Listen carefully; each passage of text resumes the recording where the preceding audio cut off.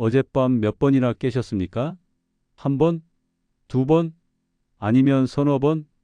화장실 다녀오면 잠이 달아나서 천장만 바라보다가 겨우 잠들면 또 마렵고 이런 밤을 보내고 계시지 않습니까?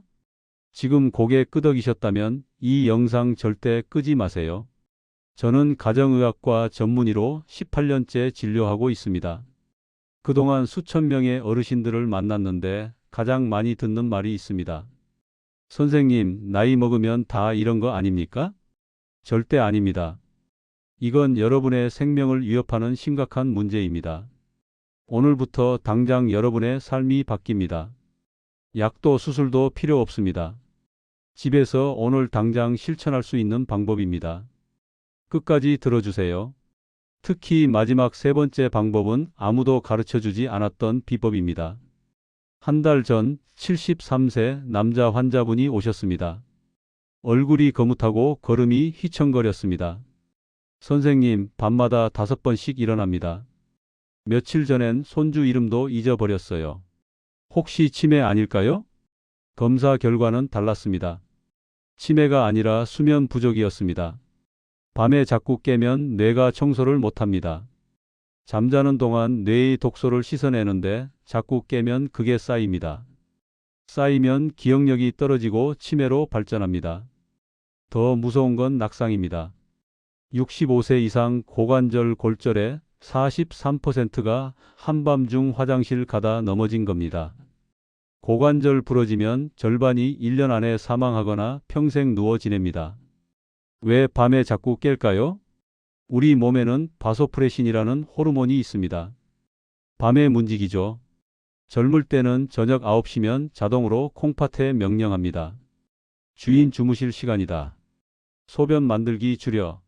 그래서 밤새 소변이 조금씩만 진하게 만들어져 아침까지 푹 잤습니다. 60세 넘으면 이 문지기가 은퇴합니다. 밤에도 나처럼 소변을 펑펑 만듭니다.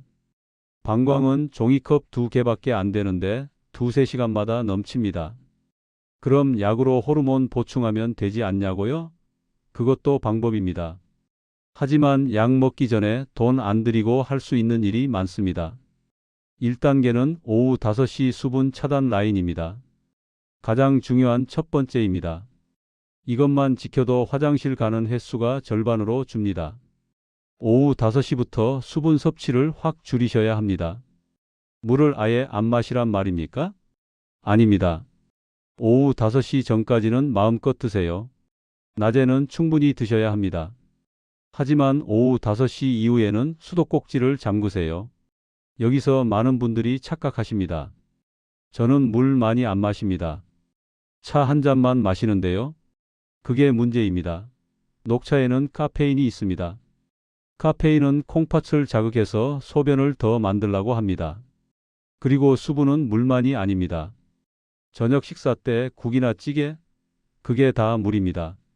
식사 후 과일, 수박 한 쪽, 배 한 조각이 수분 폭탄입니다.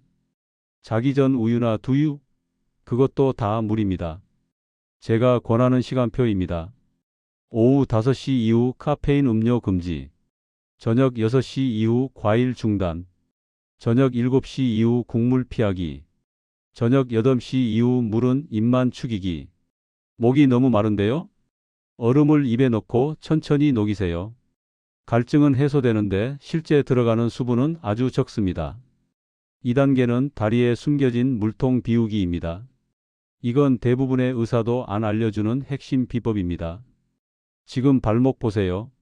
양말 자국이 파여 있고 발등 눌러보면 들어간 자리가 안 올라오죠? 그게 다 물입니다. 하루 종일 서 있거나 앉아 있으면 중력 때문에 수분이 다리로 쏠립니다. 종아리와 발목에 물이 꽉 차 있는 겁니다. 이게 500ml에서 1리터까지 고입니다. 저녁 10시 잠자리에 누우면 어떻게 될까요? 다리에 고인 물이 중력이 사라지니까 위로 올라옵니다. 혈액 타고 심장으로 가고 콩팥으로 쏟아집니다. 콩팥은 당황해서 그 물을 빨리 소변으로 만듭니다. 그래서 한두 시간 만에 방광이 차서 깨는 겁니다. 해결책은 간단합니다. 그 물을 잘 때 빼지 말고 자기 전에 미리 빼버리는 겁니다. 저녁 8시쯤 TV 보실 때 소파에 눕거나 비스듬히 기대세요. 그리고 다리를 높이 올리세요. 소파 팔걸이에 올리거나 쿠션 쌓아서 받치세요. 핵심은 다리가 심장보다 높아야 한다는 겁니다. 딱 20분만 계세요. 드라마 한 편 보는 동안만요. 그러면 다리에 고인 물이 순환되면서 콩팥으로 가고 소변으로 만들어집니다. 20분 후 일어나면 화장실 가고 싶어집니다. 그때 싹 비우세요. 그리고 주무시면 됩니다. 밤에 올라올 물을 미리 다 빼냈으니까 훨씬 편안합니다. 그 환자분도 다리 올린 날이랑 안 올린 날이 하늘과 땅 차이라고 하셨습니다. 3단계는 약 시간과 뇌 훈련입니다. 이제부터가 진짜 핵심입니다. 혹시 고혈압 약 드십니까? 언제 드십니까? 아침엔 정신없어서 편하게 저녁 먹고 먹습니다. 그게 문제일 수 있습니다. 고혈압 약 중에는 이뇨제가 들어간 경우가 많습니다. 소변을 억지로 만들어내는 약이죠. 몸속 수분을 빼서 혈압을 낮춥니다. 이 약을 저녁 7시에 드시면 약효는 68시간 지속됩니다. 저녁 7시 복용하고 새벽 1시 약효 최고조 달하며 새벽 3시까지 지속됩니다. 한창 깊이 주무셔야 할 새벽에 약 기운이 돌면서 소변을 만들어냅니다. 약 때문에 깨는 겁니다. 해결책은 간단합니다. 아침에 드시면 됩니다. 낮에는 활동하니까 화장실 자주 가는 게 불편하지 않습니다. 낮에 약으로 소변 배출하고 나면 밤에는 콩팥도 쉽니다. 단, 반드시 의사와 상의하세요. 다음 진료 때 이렇게 물어보세요. 제 약에 이뇨제가 있습니까? 밤에 소변 때문에 힘듭니다. 아침으로 바꿔도 될까요? 대부분 문제없이 바꿀 수 있습니다. 그리고 마지막, 뇌 훈련법입니다. 새벽에 깼습니다. 소변이 마렵습니다. 어떻게 하시겠습니까? 바로 일어나지 마세요. 우리 방광은 생각보다 큽니다. 반도 안 찼는데 뇌가 꽉 찼어요.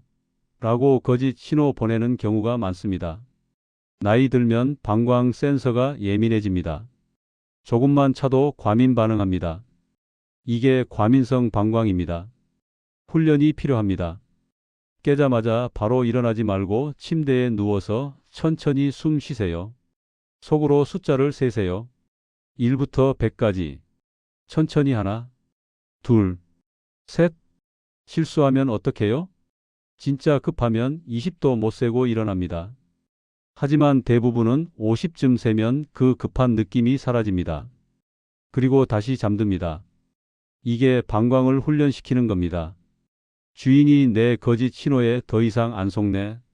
다음부터는 진짜 급할 때만 신호 보내야지. 방광 센서를 재교육하는 겁니다. 그 환자분도 처음엔 겁내셨습니다.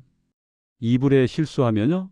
하지만 막상 해보니 30도 세기 전에 다시 잠드셨답니다. 2주 후 그분이 다시 오셨습니다. 완전히 다른 사람이었습니다. 얼굴에 생기가 돌고 목소리에 힘이 있었습니다. 선생님, 정말 대단합니다. 첫날 밤 3번 깼습니다. 평소보다 2번 줄었죠. 둘째 날 2번. 셋째 날부터 새벽 1번만 깼고 일주일째부터는 아침까지 1번도 안 깼습니다. 제가 언제 이렇게 깊이 잤나 모르겠습니다. 몸이 개운해요. 손주들과 놀아줄 힘이 생겼어요. 부인도 좋아하셨답니다. 함께 푹 주무시니까요. 치매 걱정도 사라졌습니다. 기억력이 돌아왔고 낮에 졸리지 않고 친구들과 등산도 다니십니다. 단 3가지 습관만 바꿨는데요. 제 방법을 3주 실천했는데도 안 나아지면 병원 가세요. 특히 이런 증상이 있으면 빨리 검사 받으세요. 소변 볼 때 통증이나 피가 나오거나 소변 봐도 시원하지 않거나 소변 줄기가 가늘고 힘이 없거나 코 골며 자다 숨아 막히거나 하면 전립선 비대증, 방광염, 수면무호흡증일 수 있습니다. 특히 콧골이 심하면 심장이 산소 부족으로 비상 걸립니다. 그러면 강력한 이뇨 호르몬을 분비합니다. 수분이 너무 많아서 숨이 막히나 보다. 빨리 빼라. 심장이 착각하는 겁니다. 그래서 코 고는 분은 밤새 소변이 폭포수처럼 만들어집니다. 오늘부터 바로 실천하세요. 정리합니다. 딱 3가지만 기억하세요. 첫째, 오후 5시부터 수분 차단하세요. 물, 과일, 국물 제한하시고, 목 마르면 얼음 드시고. 둘째, 잠들기 2시간 전 다리 올리기 20분 하시되, 심장보다 높게 하면서 TV 보면서 편하게 하세요. 셋째, 약 시간 조정하고 깨면 100까지 세세요. 이뇨제는 아침으로 하시고, 깨도 바로 안 일어나고 숫자 세세요. 이 3가지를 딱 3일만 실천하세요. 3일이면 변화가 느껴집니다. 일주일이면 확실히 달라집니다. 한 달이면 완전히 새 사람이 됩니다. 그 환자분도 처음엔 이게 정말 될까? 하셨지만 막상 해보니 신기하게 효과가 있었습니다. 약도 수술도 안 하고요.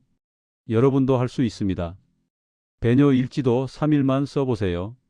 종이에 밤에 몇 시에 깼는지, 소변량이 어느 정도였는지만 적으세요. 컵 반, 컵 하나 가득 이 정도면 됩니다.